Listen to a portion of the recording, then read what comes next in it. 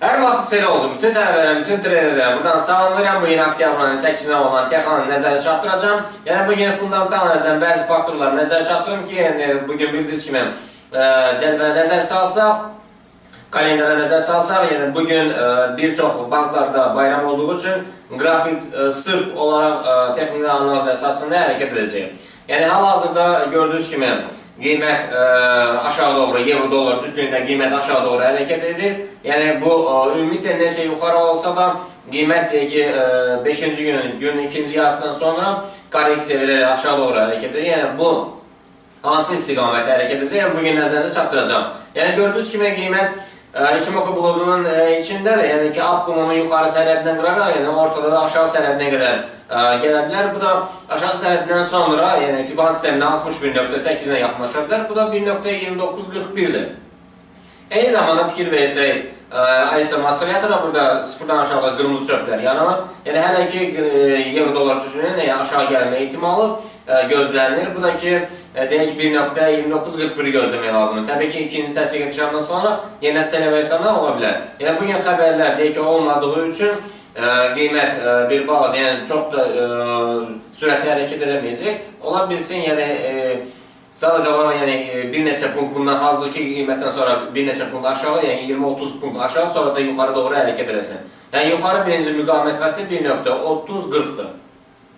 Keçək növbəti qrafikə. Növbəti qrafikdə gördüyünüz kimi burada söhbət funt dollardan gəlir. Yəni gördüyünüz kimi funt dollar bugün it üstədindən aşağı gəlməsi gözlənilir.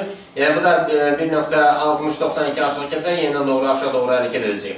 Keçək növbəti qrafikə. Növbəti qrafikdə gördüyünüz kimi burada dollar frank cütlüyünə söhbət edir. Yəni Ichimoku blokundun yuxarı sərhədinə yaxınlaşır və burada yuxarı sərhədinə 0.9348 olacaq.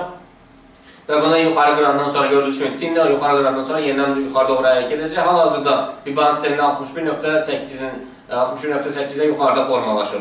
EFSA oscillatoru diqqət edirsə, yəni burada da gördüyünüz kimi sıfırdan yuxarıdakı yaşıl çöplərin həcmi getdikcə çoxalır. Yəni hələ ki ola bilsin bugün daha yüksəklərə qalxsın.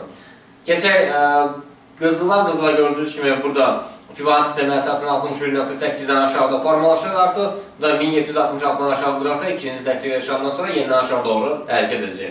Keçək neftə. Neftə də gördüyünüz kimi yəni qiymət aşağı doğru hərəkət edir. Yəni müqavimət xəttləri 88.95 və 88.34-dür.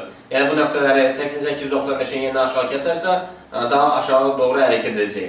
Keçək əsas deyək ki bu sintezə gördüyünüz kimi keçən həftə nəzərə çatdırmışdım ki bay əməliyyatlarından sonra yəni əməliyyatlara bağlanmaq olmaz. Yəni yenidən yuxarı doğru hərəkət edirdi. Yəni 4-cü gündən sonra yenidən yuxarı doğru və 5-ci gün, yəni cümə günə biraz korreksiya verəndən sonra yenidən yuxarı doğru hərəkət edir. Bu da ki 158 punkt yuxarı doğru hərəkət edir. Yəni bugün siqnal səhər saatlarından hər iki deyək ki oscillator və indikatorlarda siqnal sel əməliyyatlarındadır. Yəni burada bildiyiniz kimi sel əməliyyatlarından ən azından hələ ki 50 punkt aşağı gəlib. Yəni bugün gözləmək lazımdır. Ichimoku blokundun aşağı sərhədinə dəyib oradan əks istiqamətdə qayıda bilər. Diqqətinizə görə çox sağ olun.